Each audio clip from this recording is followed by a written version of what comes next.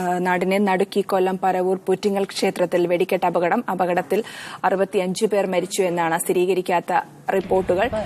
150-ലേറെ പേർക്ക് പരിക്കേറ്റു. മരണസംഖ്യ ഇനിയും ഉയരാൻ സാധ്യതയുണ്ട്. പരിക്കേറ്റവരെ വിവിധ ആശുപത്രികളിൽ പ്രവേശിപ്പിച്ചിരിക്കുകയാണ്. ദൃക്സാക്ഷി അജയ് ഘോഷ് ഒരിക്കൽ കൂടി ചേരുന്നു. അജയ് ഘോഷ്, താങ്കൾ ഇപ്പോൾ സംഭവസ്ഥലത്താണോ? അപകടത്തിൽപ്പെട്ട ആളുകളെ ഒരുവിധം അവിടെ നിന്ന് ഒഴിപ്പിച്ചോ? എന്താണ് ഇപ്പോൾ അവിടെ നടക്കുന്നത്?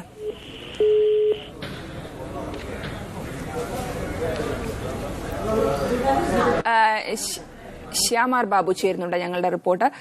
ശ്യാം, എന്താണ് ഇപ്പോൾ ലഭിക്കുന്ന ഏറ്റവും പുതിയ വിവരങ്ങൾ? കൊല്ലം ജില്ലാ ആശുപത്രിയിലേക്ക് ശരീരത്തിന്റെ വിവിധ ഭാഗങ്ങൾ കൊണ്ടുവന്നുകൊണ്ടിരിക്കുകയാണ്. ആളുകളുടെ മുഖം പോലും വ്യക്തമല്ല. പലരുടെയും മൃതശരീരങ്ങൾ വാരി കൂട്ടിക്കൊണ്ടാണ് കൊണ്ടുവന്നുകൊണ്ടിരിക്കുന്നത് പോലീസ് ഉദ്യോഗസ്ഥർ. മാത്രമല്ല, അമ്പലത്തിന്റെ പ്രവർത്തകരും അത്തരത്തിൽ ക്ഷേത്ര ഭാരവാഹികളും ഇത്തരത്തിൽ കൊണ്ടുവന്നുകൊണ്ടിരിക്കുകയാണ്. വിവിധ ആംബുലൻസുകളിലായാണ് ഇത്തരത്തിൽ കൊണ്ടുവന്നുകൊണ്ടിരിക്കുന്നത്. കാലുകൾ ചിന്നിച്ചിതറിപ്പോയ ശരീരഭാഗങ്ങളുമായാണ് ഇപ്പോൾ ഓരോ വാഹനങ്ങളും കൊല്ലത്തേക്ക് എത്തിക്കൊണ്ടിരിക്കുന്നത്.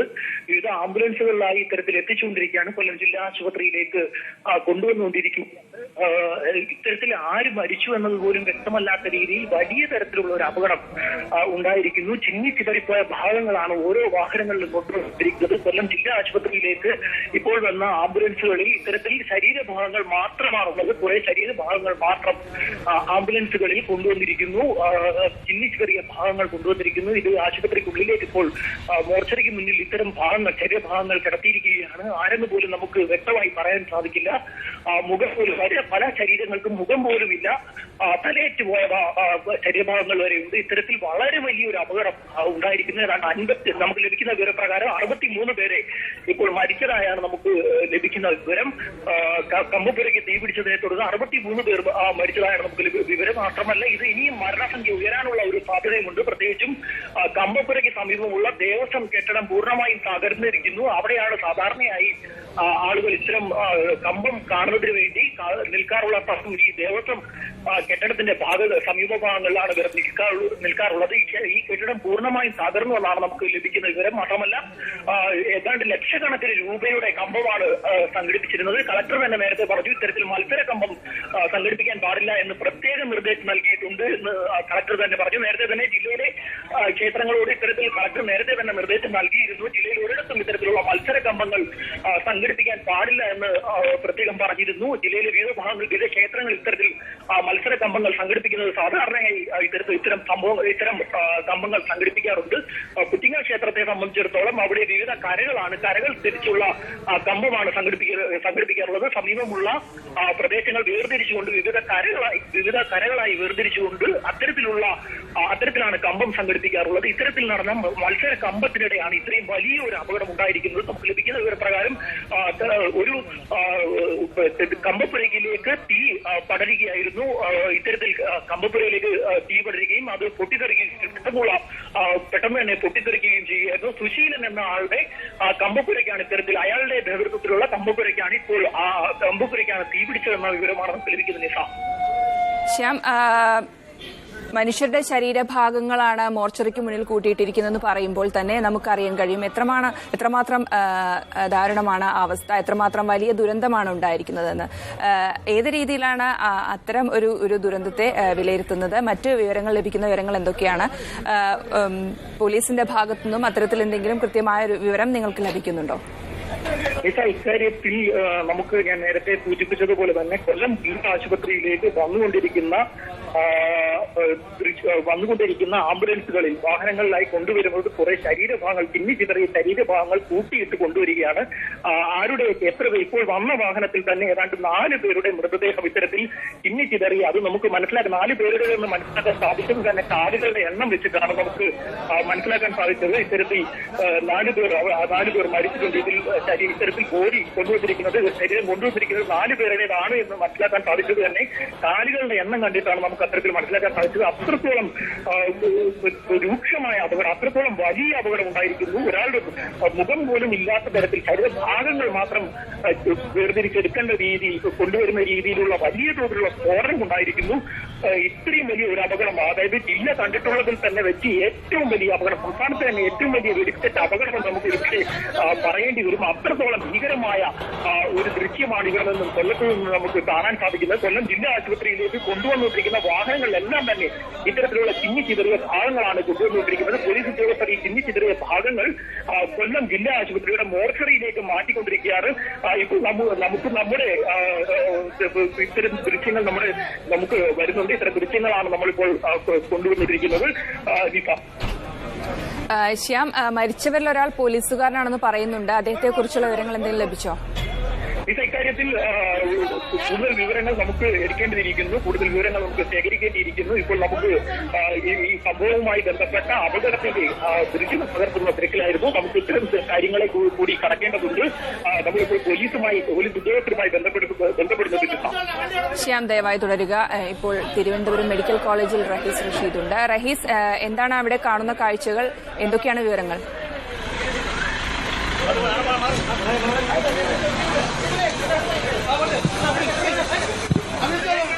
തിരുവനന്തപുരം മെഡിക്കൽ കോളേജിൽ നിന്നുള്ള കാഴ്ചകളാണ് നമ്മൾ കാണുന്നത്. റഹീസ് റഷീദുണ്ട് വിവരങ്ങൾ നൽകാനായി. റഹീസ്, കേൾക്കുന്നുണ്ടെന്ന് കരുതുന്നു. എന്താണ് അവിടെ കാണുന്ന കാഴ്ച? എന്തൊക്കെയാണ് നിങ്ങൾക്ക് ലഭിക്കുന്ന വിവരങ്ങൾ?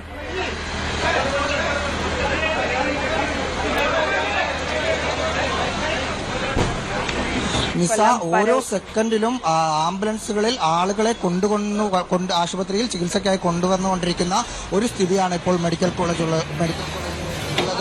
71 പേരെ ഇതിനകം മെഡിക്കൽ കോളേജ് ആശുപത്രിയിൽ പ്രവേശിപ്പിച്ചിരിക്കുന്നു. ഇതിൽ 10 പേർ മരണപ്പെട്ടു. മരണപ്പെട്ട 9 പേരെയും ഇതുവരെ തിരിച്ചറിയാനായിട്ടില്ല. പുരുഷനാണോ സ്ത്രീയാണോ എന്ന വിവരം പോലും തിരിച്ചറിയാൻ കഴിയാത്ത രീതിയിലായിരുന്നു മൃതദേഹങ്ങൾ ഇവിടെ എത്തിയത്. ഒരാളെ തിരിച്ചറിഞ്ഞിട്ടുണ്ട്, പക്ഷേ അദ്ദേഹത്തിന്റെ പേര് പ്രസന്നൻ എന്ന വിവരം മാത്രമാണ് ഇവർക്കുള്ളത്. ഇതുമായി ബന്ധപ്പെട്ട കൂടുതൽ വിവരങ്ങൾ അല്പസമയത്തിനകം നൽകാമെന്നാണ് മെഡിക്കൽ കോളേജ് അധികൃതർ അറിയിച്ചിരിക്കുന്നത്. മറ്റ് ആശുപത്രികളിൽ ചികിത്സ തേടിയതിനു ശേഷം വളരെ ഗുരുതരമായ സ്ഥിതിയിലെത്തുമ്പോൾ ആ ആശുപത്രിയിൽ നിന്ന് റഫർ ചെയ്യുന്ന ആളുകളെയാണ് ഇപ്പോൾ മെഡിക്കൽ കോളേജ് ആശുപത്രിയിലേക്ക് കൊണ്ടുവന്നുകൊണ്ടിരിക്കുന്നത്. ഓരോ മിനിറ്റിലും ആംബുലൻസ് മെഡിക്കൽ കോളേജ് ആശുപത്രിയിൽ എത്തിക്കൊണ്ട് ഇരിക്കുകയാണ്. എല്ലാവിധ സജ്ജീകരണങ്ങളും ഇവിടെ ചെയ്തിട്ടുണ്ടെന്ന് പോലീസും ആശുപത്രി അധികൃതരും അറിയിച്ചിട്ടുണ്ട്. വളരെ ദാരുണമായി തന്നെയാണ് ഓരോ ദൃശ്യങ്ങളും കാണാൻ സാധിക്കുന്നത്. മെഡിക്കൽ കോളേജ് ആശുപത്രിയിൽ കൊണ്ടുവരുന്ന ആളുകളുടെ പല രീതിയിലുള്ള കൈയും കാലും വേർതിരിഞ്ഞ രീതിയിലുള്ള മൃതദേഹങ്ങൾ കുറേയധികം ഇവിടെ എത്തുന്നത് കാണാനാകും. മറ്റു ചിലരെ ഒരു തരത്തിലും തിരിച്ചറിയാൻ പറ്റാത്ത ഒരു അവസ്ഥയിലാണ്. പായിലും ചാക്കിലും പൊതിഞ്ഞ നിലയിലൊക്കെ കൊണ്ടുവരുന്ന ഒരു അവസ്ഥയും നിലവിലുണ്ട്. ആളുകളെ തിരിച്ചറിയാൻ പോലും സാധിക്കുന്നില്ല എന്നതാണ് ഏറ്റവും ദാരുണമായ ഒരു സംഭവം.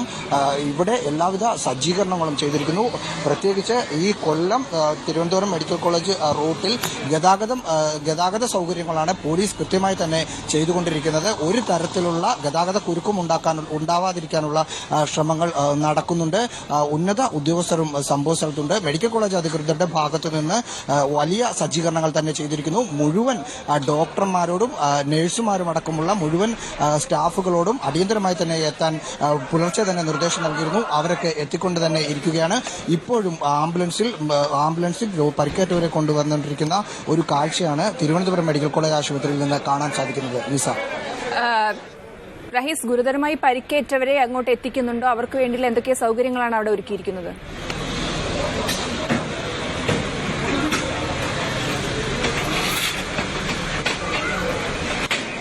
ഇതിൽ പ്രത്യേകമായി എടുത്തു പറയേണ്ട ഒരു കാര്യം, ഗുരുതരമായി പരിക്കേറ്റ് തിരുവനന്തപുരം മെഡിക്കൽ കോളേജ് ആശുപത്രിയിൽ എത്തിയിരിക്കുന്ന ആളുകൾ 73, ഇപ്പോൾ ആംബുലൻസിൽ നിന്ന് ഇറക്കുന്നത് കൂടി അനുസരിച്ചാണെങ്കിൽ 73 പേരാണ് ഇതിനകം എത്തിയിരിക്കുന്നത്. ഇവരുടെ നില അതീവ ഗുരുതരാവസ്ഥയിൽ തന്നെയാണ് എന്നാണ് ആശുപത്രി അധികൃതരിൽ നിന്ന് മനസ്സിലാക്കുന്നതും. അത് അങ്ങനെ തന്നെ ആവാൻ കാരണങ്ങളും ഉണ്ട് എന്ന് ഡോക്ടർമാർ പരിശോധനയ്ക്ക് മുമ്പ് തന്നെ അറിയിച്ചിട്ടുണ്ട്. കാരണം മെഡിക്കൽ കോളേജ് ആശുപത്രിയിലെ ഡോക്ടർമാർക്ക് മുകളിൽ നിന്ന് അവരുടെ ഉന്നത കേന്ദ്രങ്ങളിൽ നിന്ന് അവർക്ക് നിർദ്ദേശം ലഭിച്ചിരിക്കുന്നത് മറ്റ് ആശുപത്രികളിൽ നിന്ന് അതീവ ഗുരുതരാവസ്ഥയിലായവരെ മാത്രമാണ് ഇപ്പോൾ കൊണ്ടുവരുന്നത്. അതുകൊണ്ട് തന്നെ എല്ലാവിധ സജ്ജീകരണങ്ങളും ചെയ്യണമെന്ന നിർദ്ദേശം അവർക്ക് ലഭിച്ചിട്ടുണ്ട്. അതുകൊണ്ട് തന്നെയാണ് ഡോക്ടർമാർ ഇവിടെ ഇനി എത്തിക്കൊണ്ടിരിക്കുന്നതുമായ രോഗികൾ അതീവ ഗുരുതരാവസ്ഥയിൽപ്പെട്ട ആളുകൾ എന്ന ഒരു നിഗമനത്തിൽ തന്നെയാണ് ഇവരുള്ളത്. ഇതിൽ അനൌദ്യോഗികമായി 3 പേർ കൂടി മരിച്ചതായി ഇപ്പോൾ അറിയാൻ സാധിക്കുന്നു. പക്ഷേ ഇക്കാര്യത്തിൽ അവർ സ്ഥിരീകരണം നൽകുന്നില്ല. ഇപ്പോഴും ആശുപത്രി അധികൃതരും പോലീസും മാധ്യമപ്രവർത്തകർ അടക്കമുള്ളവരോട് പറയുന്നത് തിരിച്ചറിയാൻ പറ്റാത്ത മൃതദേഹം ആണ് എന്നുള്ള ഒരു കാര്യം തന്നെയാണ്. അത് തന്നെയാണ് വളരെ ദാരുണമായി പറയാനും സാധിക്കുന്നത്. പ്രത്യേകിച്ച് സ്ത്രീയാണോ പുരുഷനാണോ എന്ന് പോലും അറിയാൻ കഴിയാത്ത രീതിയിലാണ് പല മൃതദേഹങ്ങളും ഇവിടെ എത്തിക്കൊണ്ടിരിക്കുന്നത്. ഇപ്പോൾ പരിക്കേറ്റ് കൊണ്ടുവരുന്നവരുടെ അവസ്ഥയും വളരെ ദയനീയമായി തന്നെ ആണ്. ഇപ്പോൾ ജയലാൽ സംഭവ സ്ഥലത്ത് നിന്ന് ചേരുന്നുണ്ട്. ജയലാൽ, താങ്കൾ ദൃക്സാക്ഷിയാണോ സംഭവത്തിന്? ഞാൻ സംഭവം ഏകദേശം 3 മണിയോടുകൂടിയാണ് സംഭവിക്കുന്ന മനസ്സിലാക്കുന്നത്. ഞാൻ സംഭവം അറിഞ്ഞാണ് ഉടനോട് എത്തിയത്. രക്ഷാപ്രവർത്തനങ്ങൾ നടന്നു വരികയാണ്. ഏതാണ്ട് 73-ലധികം ആളുകൾ ഇതുവരെ മരണപ്പെട്ടു എന്നാണ് പോലീസിന്റെ കണക്ക്. 250ഓളം ആളുകൾ ഹോസ്പിറ്റലിൽ പരിക്ക് പറ്റി ഹോസ്പിറ്റലിലാണ്. പലരുടെയും നില ഗുരുതരമാണ്. രക്ഷാപ്രവർത്തനങ്ങൾ നടന്നു വരുന്നു. DGP ഉൾപ്പെടെയുള്ള പോലീസ് അധികാരികൾ സ്ഥലത്തെത്തിയിട്ടുണ്ട്. കളക്ടർ സ്ഥലത്തെത്തിയിട്ടുണ്ട്. ഫയർഫോഴ്സിന്റെ നേതൃത്വത്തിലുള്ള രക്ഷാപ്രവർത്തനം നടന്നു വരികയാണ്. വിശദാംശങ്ങൾ ലഭ്യമായി വരുന്നതേ ഉള്ളൂ. താങ്കൾ ഇപ്പോൾ അപകടം നടന്ന പ്രദേശത്തുണ്ടോ? അവിടെ കാണുന്ന കാഴ്ചകൾ എന്തൊക്കെയാണ്? ആളുകളെ ഇപ്പോഴും അവിടെ നിന്ന് മാറ്റിക്കൊണ്ടിരിക്കുകയാണോ, അതോ പൂർണ്ണമായും ആളുകളെ മുഴുവൻ അവിടെ നീക്കിയോ? ദേവസ്വം ബോർഡിന്റെ ബിൽഡിംഗ് തകർന്നിട്ടുണ്ടെന്ന് പറയുന്നുണ്ടായിരുന്നു. അതിനകത്ത് ആളുകൾ കുടുങ്ങിക്കിടക്കുന്നുണ്ടോ? കുടുങ്ങിക്കിടക്കുന്നു എന്ന് തോന്നുന്ന ആളുകളെ രക്ഷപ്പെടുത്താനുള്ള ശ്രമമാണ് ഇപ്പോൾ നടന്നുകൊണ്ടിരിക്കുന്നത്. ഇപ്പോഴും ഒരു ബോഡി ശ്രദ്ധയിൽപ്പെട്ടത് എടുക്കാനുള്ള പരിശ്രമം നടന്നു വരികയാണ്. വിശദമായി പരിശോധിച്ചുകൊണ്ടിരിക്കുന്നു. കെട്ടിടാവശിഷ്ടങ്ങൾക്കുള്ളിൽ പരിക്ക് പറ്റിയതോ മരണപ്പെട്ടതോ ആയ ആളുകളുണ്ടോ എന്ന് വിശദമായി പരിശോധിച്ചുകൊണ്ടിരിക്കുകയാണ്. എല്ലാ സംവിധാനങ്ങളും ഇപ്പോൾ ഇവിടെ ഉണ്ട്, നിലവിലെത്തിയിട്ടുണ്ട്. ശ്രീ ജയലാൽ, അപകടം നടന്ന സ്ഥലത്ത് ദേവസ്വം ബോർഡിനോട് സമീപമായാണോ കമ്പപ്പുര ഉണ്ടായിരുന്നത്? കമ്പപ്പുരയ്ക്ക് തീ പിടിച്ചതോടുകൂടി അതിന്റെ നടുക്കത്തിൽ ദേവസ്വം ബോർഡിലേക്ക് തീ പടരുകയായിരുന്നു, അല്ലെങ്കിൽ ദേവസ്വം ബോർഡ് അതിന്റെ നടുക്കത്തിൽ ദേവസ്വം ബോർഡ് ഇടിഞ്ഞു വീഴുകയായിരുന്നു എന്ന് 2 രീതിയിൽ പറയുന്നുണ്ട്. സത്യത്തിൽ കമ്പപ്പുരയോട് ചേർന്നാണോ ഈ ദേവസ്വം ബോർഡിന്റെ ഓഫീസ് ഇരിക്കുന്നത്? ഏത് രീതിയിലാണ് തീ പടരുകയാണോ ഉണ്ടായിരിക്കുന്നത്? വെടിമരുന്ന് കത്തിയെന്നാണ് ഞാൻ മനസ്സിലാക്കിയത്. വിശദാംശങ്ങൾ ലഭ്യമായി വരുന്നതേ ഉള്ളൂ. ഇത്തരം വിശദാംശങ്ങൾ ഇപ്പൊ രക്ഷാപ്രവർത്തനങ്ങൾക്കാണ് ഇപ്പൊ നേതൃത്വം കൊടുത്തുകൊണ്ടിരിക്കുന്നത്. കഴിഞ്ഞ 3 വർഷങ്ങൾക്ക് മുമ്പ് ഈ പ്രദേശത്ത് ഒരു അപകടം നടന്നിരുന്നു എന്നുള്ള രീതിയിലുള്ള വാർത്തകൾ വരുന്നുണ്ട്. ചെറിയ രീതിയിലുള്ള ഒരു അപകടം നടന്നിരുന്നു. അത്തരത്തിൽ എന്തെങ്കിലും സംഭവിച്ചിട്ടുണ്ടോ അവിടെ? പറയത്തക്ക തരത്തിലുള്ള അപകടങ്ങൾ ശ്രദ്ധയപ്പെട്ടിട്ടില്ല. ഒരു ഗൗരവമായ അപകടം ഈ പ്രദേശത്ത് ഇത് ആദ്യമായിട്ടാണ് സംഭവിക്കുന്നത്. ശരി ജയലാൽ, വളരെ നന്ദി പ്രതികരിച്ചതിന്. ഇപ്പോൾ മുഹമ്മദ് അസ്ലം ചേരുന്നുണ്ട്. അസ്ലം, മുഖ്യമന്ത്രിയും ആഭ്യന്തരമന്ത്രിയും ഒക്കെ കൊല്ലത്തേക്ക് പുറപ്പെട്ടിട്ടുണ്ടോ? എന്താണ് അവരുടെ ഭാഗത്തു നിന്ന് ലഭിക്കുന്ന വിവരങ്ങൾ? മുഖ്യമന്ത്രി എല്ലാ പരിപാടികളും റദ്ദാക്കി ഈ ദുരന്തം നടന്ന പറവൂരിലേക്ക് തിരിച്ചിട്ടുണ്ട്. ആഭ്യന്തരമന്ത്രിയും മറ്റ് ഉന്നത ഉദ്യോഗസ്ഥർക്കൊപ്പം അങ്ങോട്ട് തിരിച്ചിട്ടുണ്ട്. മറ്റ് ആവശ്യമായ സജ്ജീകരണങ്ങൾ എടുക്കാൻ വേണ്ടി ജില്ലാ പോലീസ് DGPയോടും മറ്റ് പോലീസ് മേധാവിയോടും മറ്റും ആവശ്യമായ നടപടിയെടുക്കാൻ ആഭ്യന്തരമന്ത്രി നിർദ്ദേശിച്ചു കഴിഞ്ഞിട്ടുണ്ട്. ആരോഗ്യമന്ത്രി ഇപ്പോൾ തിരുവനന്തപുരം കേന്ദ്രീകരിച്ചാണ് പ്രവർത്തനങ്ങൾക്ക് നേതൃത്വം നൽകുന്നത്. തിരുവനന്തപുരം മെഡിക്കൽ കോളേജ്, കൊല്ലം ജനറൽ ആശുപത്രി, അതോടൊപ്പം തന്നെ പരിസരത്തുള്ള മറ്റ് ആശുപത്രികൾ എന്നിവയ്ക്കെല്ലാം ആവശ്യമായ എല്ലാ സജ്ജീകരണങ്ങളും ചെയ്യാനുള്ള നിർദ്ദേശം നൽകിയിട്ടുണ്ട്. സ്വകാര്യ ആശുപത്രികൾക്കും അത്തരം നിർദ്ദേശം നൽകാൻ ആരോഗ്യവകുപ്പിലെ ഉദ്യോഗസ്ഥരോട് മന്ത്രി നിർദ്ദേശിച്ചിട്ടുണ്ട്. മന്ത്രിയോട് തിരുവനന്തപുരത്ത് കേന്ദ്രീകരിച്ച് അപകടത്തിൽപ്പെട്ട് തിരുവനന്തപുരത്തേക്ക് എത്തുന്ന മെഡിക്കൽ കോളേജിലേക്ക് എത്തുന്നവരുടെ മറ്റു കാര്യങ്ങൾ നോക്കാനാണ് മുഖ്യമന്ത്രി നിർദ്ദേശിച്ചിരിക്കുന്നത്. എന്തായാലും അപകട സ്ഥലത്തേക്ക് മുഖ്യമന്ത്രി എത്തുന്ന മുറയ്ക്ക് മറ്റു ഉന്നത ഉദ്യോഗസ്ഥരും അതോടൊപ്പം തന്നെ മറ്റു ആവശ്യമായ കൂടിയാലോചനകൾ നടത്തി മറ്റു നടപടികളിലേക്ക് പോകാനാണ് പറഞ്ഞിരിക്കുന്നത്. പ്രധാനമായും ഇപ്പോൾ മറ്റു കാരണങ്ങൾക്ക് അപ്പുറം അപകട സ്ഥലത്തുള്ള ആൾക്കാരെ രക്ഷപ്പെടുത്താനും മറ്റ് എത്ര പേര് അധികം പേര് ഉൾപ്പെട്ടിരുന്ന കാര്യങ്ങളെ കുറിച്ച് അറിയാനുള്ള നടപടികൾക്കാണ് മുൻഗണന നൽകണമെന്ന് മുഖ്യമന്ത്രി പറഞ്ഞിരിക്കുന്നത്. മറ്റു കാര്യങ്ങളെക്കുറിച്ച് കൂടുതൽ വിശദമായിട്ടുള്ള യോഗങ്ങളും മറ്റും ചേരുമെന്നും മുഖ്യമന്ത്രിയുടെ ഓഫീസ് അറിയിച്ചിട്ടുണ്ട്. ശരി അസ്ലം, വാർത്തകളിലേക്ക് തിരിച്ചു